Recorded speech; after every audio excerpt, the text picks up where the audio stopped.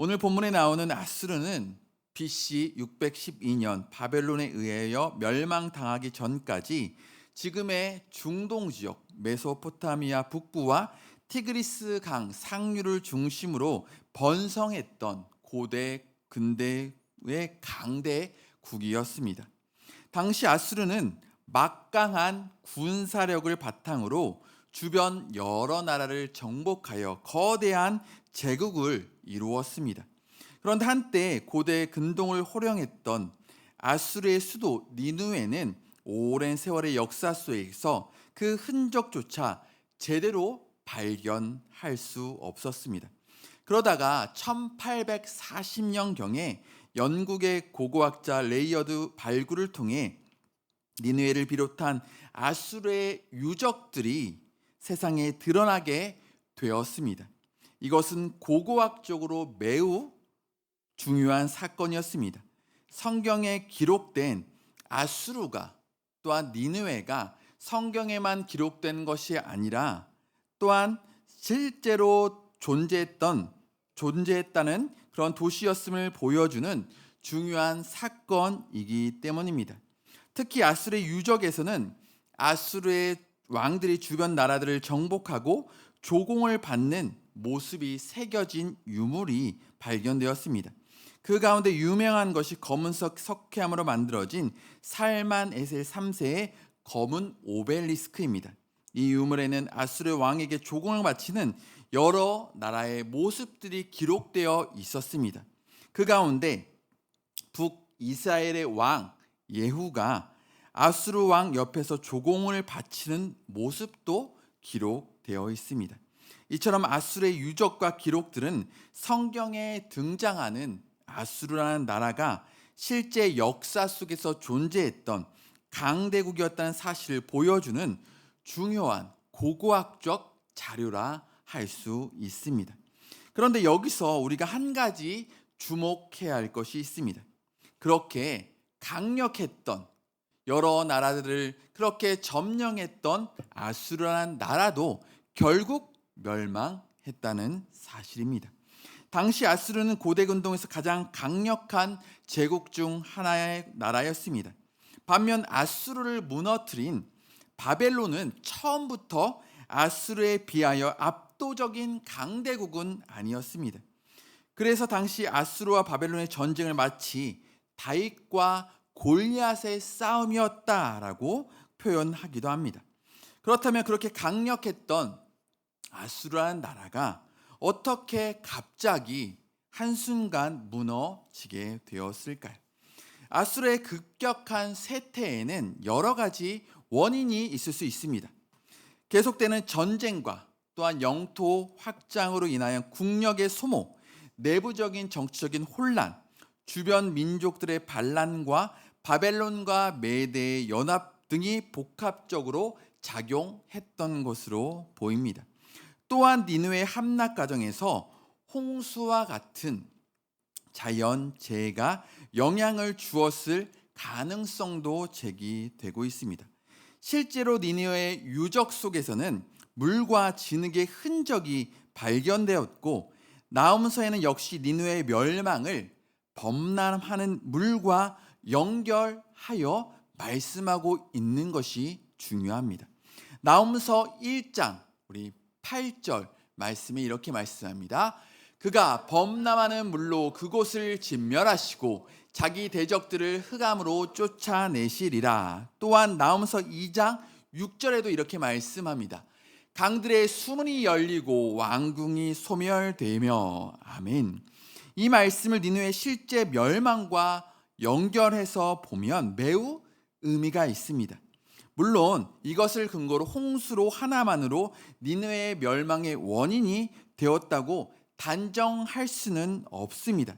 그러나 나훔 선지자가 오래전에 선포했던 니느웨의 멸망에 대한 말씀이 실제적으로 역사 속에서 이루어졌다는 것이 매우 중요한 의미라 할 수 있습니다.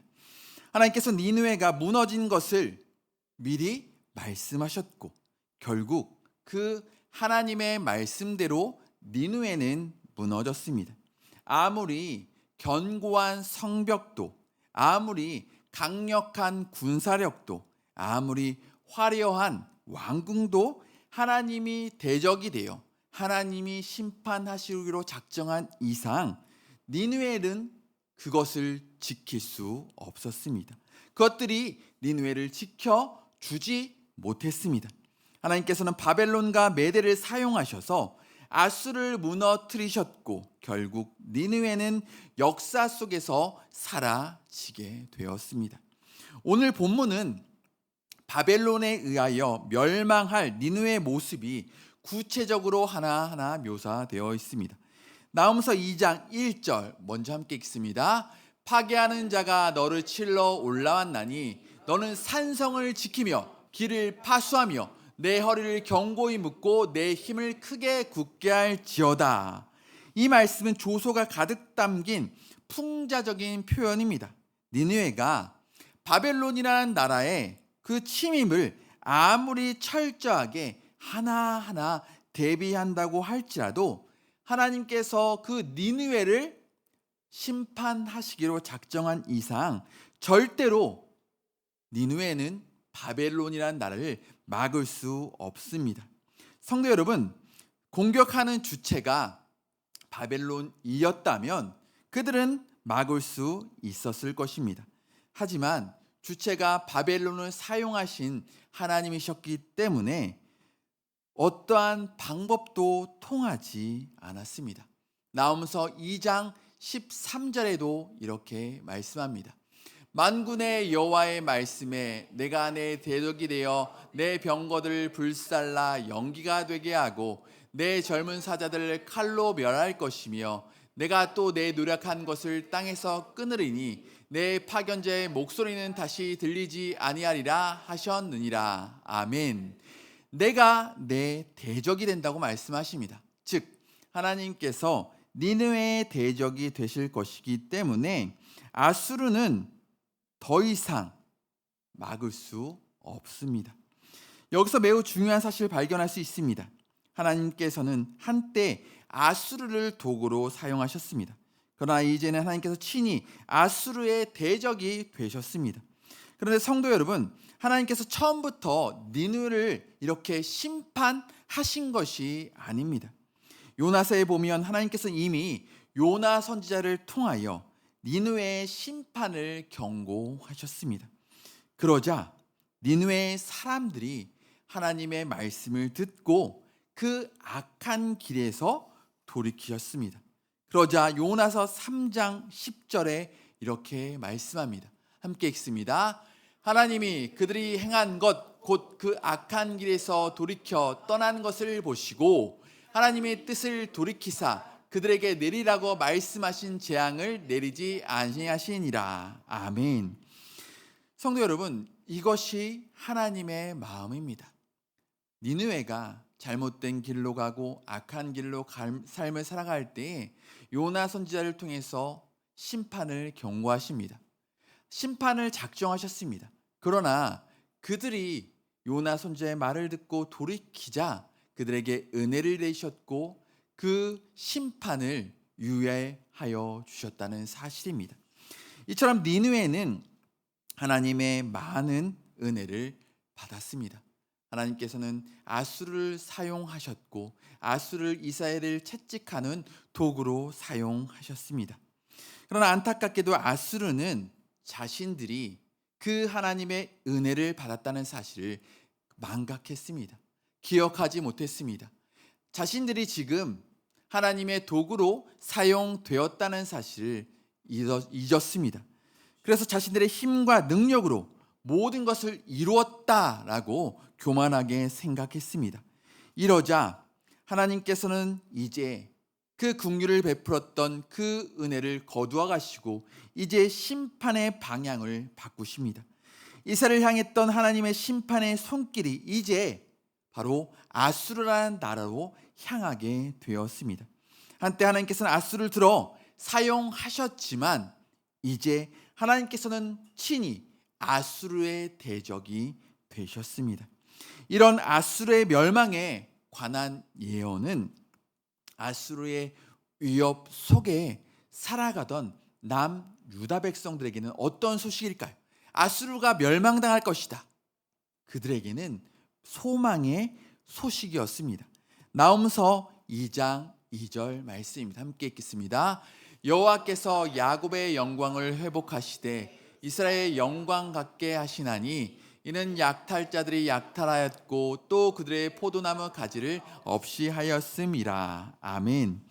옛날 아수르와 같은 파괴자들이 이스라엘 폐허로 만들고 그들의 포도나무 가지들을 없애버렸다 할지라도 하나님께서 유다의 야곱의 영광을 회복시켜 주신다고 하셨습니다. 아수르가 철저하게 유린하였지만 결국 하나님께서 야곱의 영광을 회복시켜 주신다 약속하여 주셨습니다. 즉 이스라엘은 전쟁의 패배로 말미암아 치욕을 겪고 땅이 패어졌습니다. 그러나 하나님께서 아수르 파멸을 통하여서 떨어진 야곱의 명예를 회복시켜 주십니다. 그러므로 오늘날 살아가는 우리 역시 마찬가지입니다. 지금의 상황이 너무나 어렵습니다. 너무나 고통스럽고 힘든 상황을 겪는 분들이 분명 계십니다. 사람들로 인하여, 경제적으로 인하여, 여러 가지 환경으로 인하여 너무나 힘들고 고통스럽습니다. 하지만 우리는 이 땅이 영원한 삶이 아니라는 사실을 우리가 알 수 있습니다. 세상이 영원한 것처럼 보여도 하나님께 세상을 심판하셔서 성도로 부름받은 우리에게 소망을 주십니다. 그러므로 영원하지 않는 세상에 소망을 두지 마시고 하나님께 소망을 두고 회복시켜 주시는 하나님을 온전히 바라보고 살아가시는 저와 성도 여러분 되시기 바랍니다. 3절부터 바벨론의 위용을 모사하고 있습니다. 3절과 4절입니다. 함께 읽겠습니다. 그의 용사들의 방패는 붉고 그의 무사들의 옷도 붉으며 그 항온을 벌이는 날에 병거의 쇠가 번쩍이고 노송나무 창이 요동하는도다. 그 병거는 미친 듯이 거리를 달리며 대로에서 이리저리 빨리 달리니 그 모양이 횃불 같고 빠르기가 번개 같도다. 성도 여러분, 바벨론은 붉은 색을 좋아했다고 합니다. 이유는 적을 놀라게 하고 자기들의 상처에서 나오는 피를 감추기 위함이었습니다. 그들은 전투를 위하여 공격 태세를 갖추었고 바퀴에 불꽃이 튈 정도로 번개 같은 속도로 병거를 빠르게 몰고 올 것입니다. 이에 아수르 왕은 어떻게 대처할까요? 나홈서 2장 5절에 말씀합니다. 함께 읽겠습니다. 그가 그의 존귀한 자들을 생각해내니 그들이 엎드러지듯이 달려가 급히 성에 이르러 막을 것을 준비하도다. 존귀한 자들, 즉 아수르의 힘센 장수들을 생각합니다. 바벨론이 공격해오니 나에게는 힘센 장수들이 있구나. 그 힘센 장수를 막으면 되겠구나 라고 생각했습니다. 그는 날아가듯이 달려와서 성을 사수하기 위하여 방비를 합니다. 그렇지만 아무리 강력하고 용맹한 장수가 방어를 한다고 할지라도 아수르는 결코 바벨론을 막을 수 없습니다. 아수르뿐 아니라 세상의 최강의 군대가 도와주기 위하여 올지라도 바벨론 군대를 결코 막을 수 없습니다. 왜냐하면 세상의 주관자 되시는 하나님께서 바벨론이라는 나라를 들어 아수르를 심판하시고 계시기에 아수르는 그 바벨론을 결코 막을 수 없고 하나님의 심판을 막을 자 그 누구도 없습니다. 이처럼 하나님의 심판 앞에서는 그들이 믿고 신뢰하고 의지했던 모든 것들이 무용지물이 됩니다. 나홈서 2장 6절에 말씀합니다. 강들의 수문이 열리고 왕궁이 소멸되며, 여기서 강들의 수문이 열렸다는 말의 의미를 정확하게 알 수는 없습니다. 그러나 일부 학자들은 강들의 수문은 아수르의 니누의 북동쪽에 있던 댐의 수로와 수문 또는 저수시설에 관련된 것으로 이해합니다. 어떤 이유에서인지 몰라도 그 수문이 열리면서 물이 흘러들었고 그로 인하여 왕궁과 성읍이 휩쓸려 내려갈 것이라는 의미입니다. 당시 아수르의 수도 니누에는 티그리스강 동쪽에 위치한 매우 견고한 성읍이었습니다. 거대한 성벽 주변에는 강과 수로를 이용하여 외부의 공격을 막을 수 있는 천혜의 요새였습니다. 이렇게 그 누구도 자신들을 공격할 수 없을 것이라고 생각했습니다.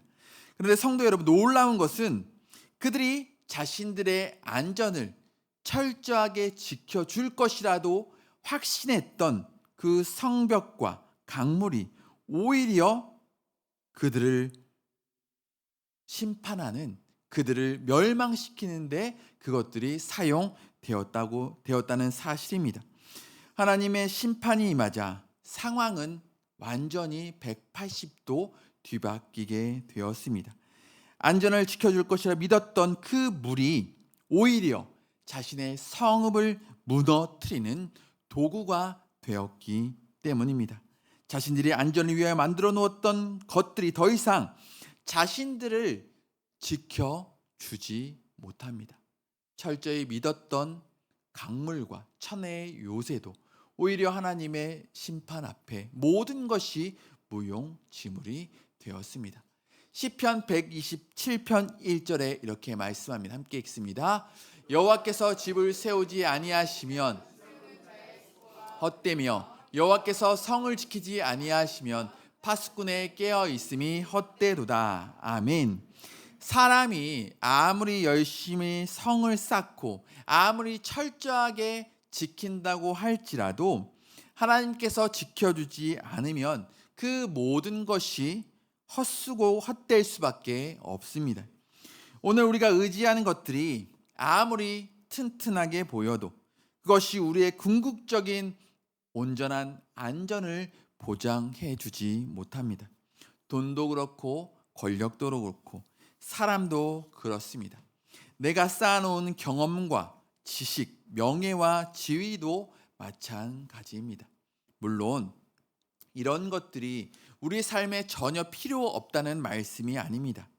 그러한 것들이 필요하게 하지만 영원하지 않고 우리를 온전히 지켜주지 못한다는 그러한 의미입니다.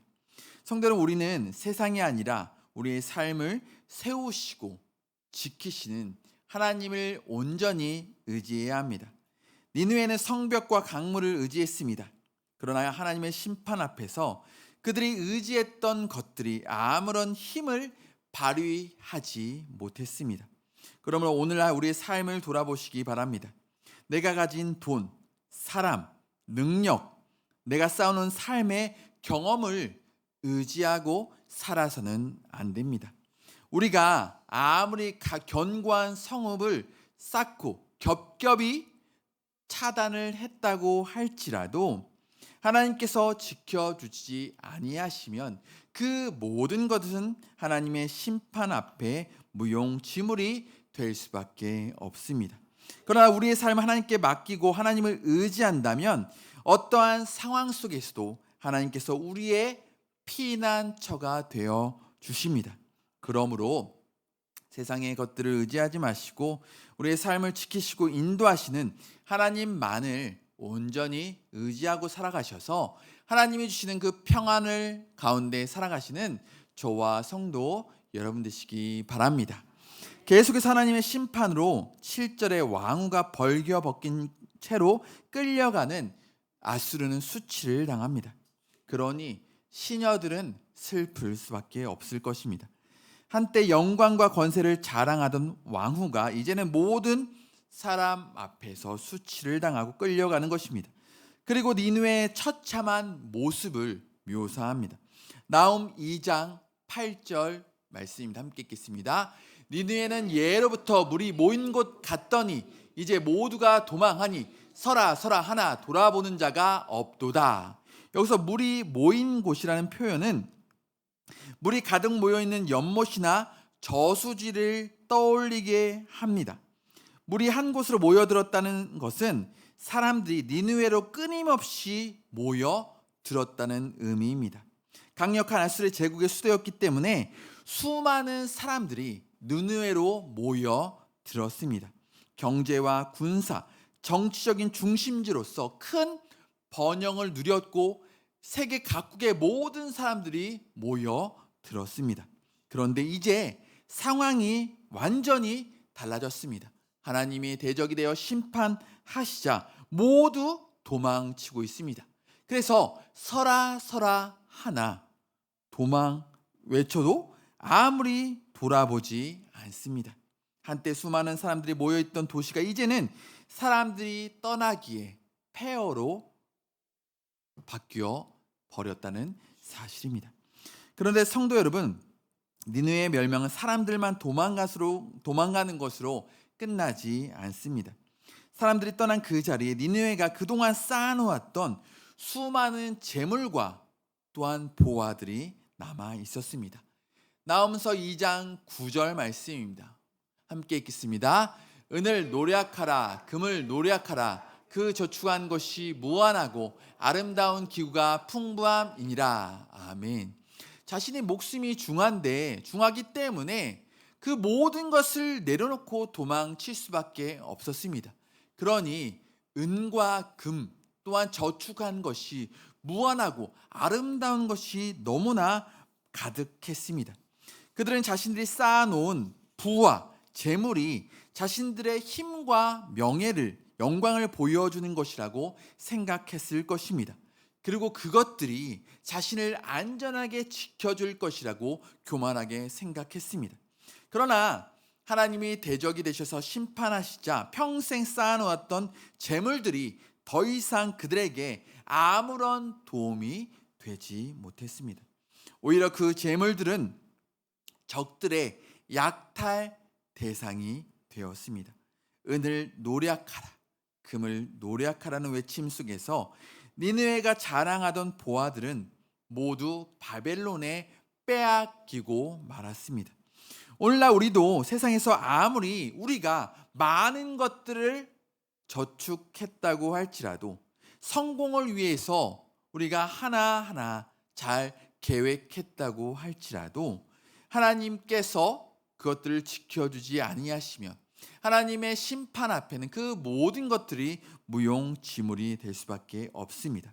그러므로 이 땅의 재물과 성공을 목적을 두고 살아가지 마시고 하나님 앞에 영원히 남을 것이 무엇인지 생각하고 하나님께 소망을 두고 살아가시는 저와 성도 여러분 되시기 바랍니다.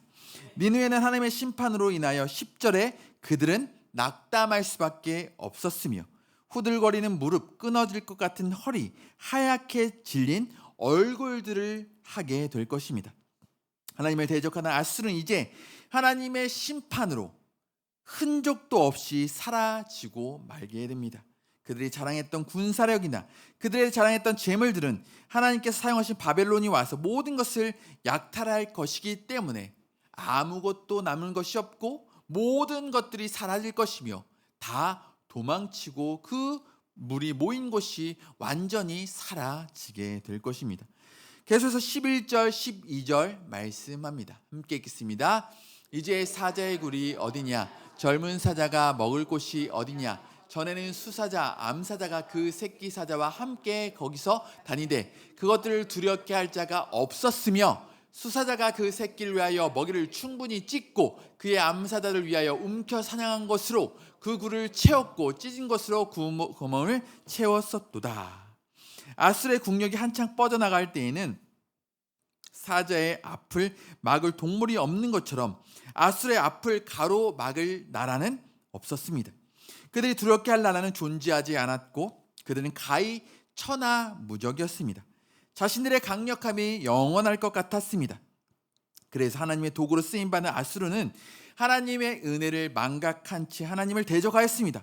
아수르는 사자가 먹이를 사냥하여 굴 속에 저장하는 것처럼 차례대로 잔인하게 약탈하고 엄청난 양의 전리품과 조공을 거두도록 그들의 창고에 하나하나 다 채워놓았고 그것을 믿고 의지하며 그것들의 소망을 두고 그것들이 자신을 지켜줄 것처럼 영원히 살 것처럼 생각하고 삶을 살아갔습니다. 그러나 하나님이 그들을 대적이 되어 그들을 심판하자 결국 상황은 끝났습니다. 13절입니다. 함께 읽겠습니다. 만군의 여호와의 말씀에 내가 내 대적이 되어 내 병거들을 불살라 연기가 되게 하고 내 젊은 사자들을 칼로 멸할 것이며 내가 또 내 노력한 것을 땅에서 끊으리니 내 파견자의 목소리가 다시는 들리지 아니하리라 하셨느니라. 아멘. 하나님이 그들의 대적이 되셔서 아수르의 병거는 불타게 될 것입니다. 용사들은 칼에 죽고 약탈한 것도 다 빼앗기게 될 것입니다. 적을 두렵게 했던, 파견했던 그 사신들을 파견하는 일도 다시는 없을 것입니다. 하나님께서 아수르에 대한 완벽한 심판을 행하십니다. 아수르는 하나님의 심판을 인하여 결국 멸망의 길로 들어서게 됩니다. 하나님 모든 역사를 주관하신 분이기에 하나님께서 심판하고자 하실 때 아무도 하나님을 대적할 수 없습니다. 성도 여러분, 세상의 나라는 영원할 것 같지만 아수르도 그랬고 바벨론도 그랬고 또한 로마도 그랬고 헬라도 그랬고 영원한 나라는 없었습니다. 그러므로 영원하지 않는 세상의 것들을 의지하지 마시고 영원한 하나님만을 온전히 의지하고 살아가시는 저와 성도 여러분 되시기 바랍니다. 결론적으로 하나님께서는 아수르를 사용하셨습니다. 그래서 북이스라엘을 멸망시키시고 유다 또한 징계하셨습니다. 그러나 아수르가 교만해지고 하나님을 대적하자 하나님께서는 바벨론이라는 나라를 사용하셔서 교만해진 아수르를 심판하셨습니다. 이것을 통해 하나님께서는 아수르의 위협 속에서 살아가던 유다 백성들에게 소망을 주셨습니다. 하나님께서 유다 백성들, 아수르를 심판하심을 인하여 유다 백성들이 소망을 갖고 살아갈 수 있는 그 은혜를 베풀어 주셨습니다. 성도 여러분, 하나님께서 아수르의 대적이 되시자 아수르는 아무리 전쟁을 준비하고 군사력을 총동원했지만 바벨론을 막을 수 없었습니다. 그들이 자랑했던 수많은 재물도 하나님의 심판 앞에서 무용지물이 되었습니다. 그들이 자신들을 지켜줄 것이라 믿었던 그 모든 것들이 하나님 앞에서는 속수무책이 되었습니다. 결국 그들이 자랑했던 영광은 사라지고 거대한 제국도 역사 속에서 흔적을 찾아보기 어려울 정도로 완전히 사라지게 되었습니다. 오늘날 우리가 의지하는 것들이 아무리 든든히 보여도 그것이 영원하지 않으며 우리의 궁극적인 안전을 보장해 주지는 않습니다. 돈도 그렇고 권력도 그렇고 우리가 믿고 의지하는 사람도 그렇습니다. 내가 쌓아놓은 경험과 지식, 명예와 지위도 마찬가지입니다. 물론 이런 것들이 분명히 필요합니다. 그러나 그것들은 영원하지 않고 또한 우리들에게 온전한 참된 안식과 평안을 줄 수 없습니다. 오늘 우리에게 있는 재물이 내일도 그대로 있으리라는 보장은 없습니다. 오늘의 권력도 내일에 계속될 것이라고 우리 역시 장담할 수 없습니다. 내가 믿고 의지하는 사람도 언제까지나 영원히 내 곁에 있을 수 없습니다. 부모님도 내 자녀도 영원히 우리와 함께 할 수 없습니다. 내가 가진 능력과 건강과 지위도 영원하지 않습니다. 그리고 세상에 있는 것들은 우리를 온전히 지켜주지 못합니다. 아수르가 믿고 의지했던 모든 것들이 하나님 앞에 속수무책이었던 것처럼 우리가 의지하는 세상의 그 어떤 것도 하나님 앞에 무용지물이 됩니다. 그러므로 세상의 것에 목매고 하나님 그것에 일일비하며 살아가지 마시기 바랍니다. 세상의 것을 가지고 기뻐하며 세상의 것을 잃었다고 절망하는 삶이 아니라 세상의 형편과 환경을 넘어 영원하신 하나님을 바라보며 살아가시기 바랍니다. 우리가 붙들어야 할 것은 없어질 세상의 그 무엇이 아니라 영원하신 하나님이십니다. 우리가 의지할 것은 변하는 세상의 권력이 아니라 변하지 않는 불변하시는 하나님이십니다. 영원하지 않는 세상을 의지하지 마시고 영원한 하나님만을 바라보고 내가 주인 삼은 모든 것들을 다 내려놓고 하나님만을 주인으로 삼고 하나님을 의지하고 그래서 하나님이 주시는 참된 평안과 안식 가운데 살아가시는 저와 성도 여러분 되시기 바랍니다. 내가 주인 삼은 우리 찬양하시고 기도의 자리로 나아가겠습니다.